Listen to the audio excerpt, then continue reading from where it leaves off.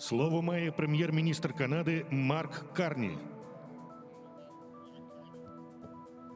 Mr. President, it is an honor to join you on this day of remembrance, of pride, and of hope. And it's poignant to do so in Sophia Square, the location of so many of Ukraine's battles for liberty and celebrations of the freedom that you have won. It's humbling to stand before so many courageous women and men who have devoted themselves to this great nation. And being here imparts a solemn duty to be here at a time when your independence, your sovereignty, and your freedoms still hang in the balance.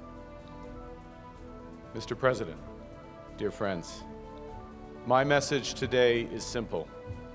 Canada will always stand in solidarity with Ukraine.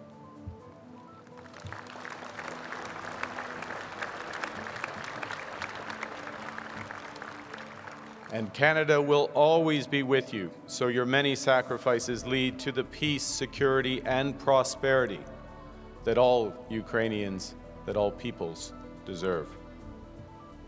Canada is under no illusions about the importance of your struggle. And you should have no doubts about the commitment of Canadians to your cause. Because your cause, freedom, democracy, sovereignty, is our cause. And your history informs our history. Today, I come here with the honor of leading Canada's new government. And I commit that Canada will remain by Ukraine's side in your fight for independence, sovereignty, and freedom. And that we will be there with you to promote peace, security, and prosperity for Ukraine once the killing stops. We joined others in enacting new sanctions against thousands of Russian entities and hundreds of Russia's foreign enablers of this brutal war. At that same G7, Canada pledged an additional $2 billion in military assistance.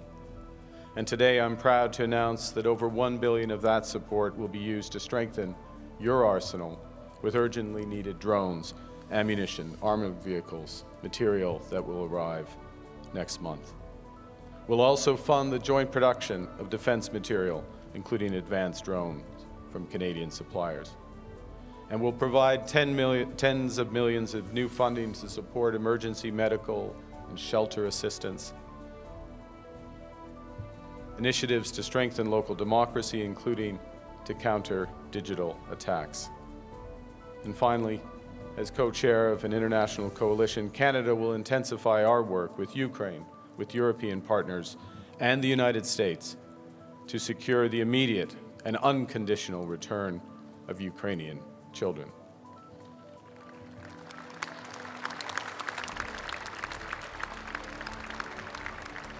Putin has broken his word repeatedly from Minsk to this morning.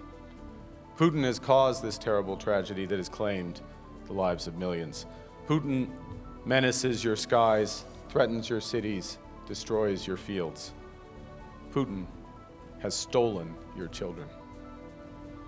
But Putin can be stopped. Russia's economy is weakening. He is becoming more isolated.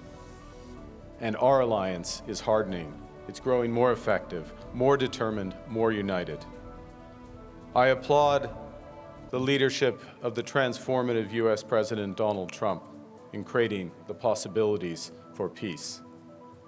And I join you, Mr. President, and welcome General Kellogg here today. When that peace comes, we cannot simply trust and verify. We must deter and fortify. Deter Russia from thinking that they can ever again threaten Ukraine's and Europe's freedom by reinforcing the strength of Ukraine's armed forces that have fought so valiantly and for so long, by marshalling the strength of the coalition of the willing, of which Canada is a founding and active participant, and by welcoming President Trump's openness to considering ways for the United States to support long-term peace and security for Ukraine, aligning with the efforts of that coalition.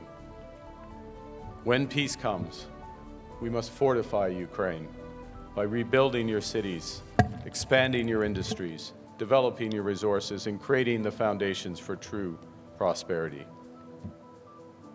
And when that peace comes, and it will come, that day will come, Canada will be there. To close, Mr. President, in the last of those paintings I referred to, those Kellogg paintings, the one with the Ukrainian farmer amidst a Canadian field of plenty, a keen eye can see in the distance a mushroom cloud, a bomb. It's a reminder that peace, when it comes, can never be taken for granted.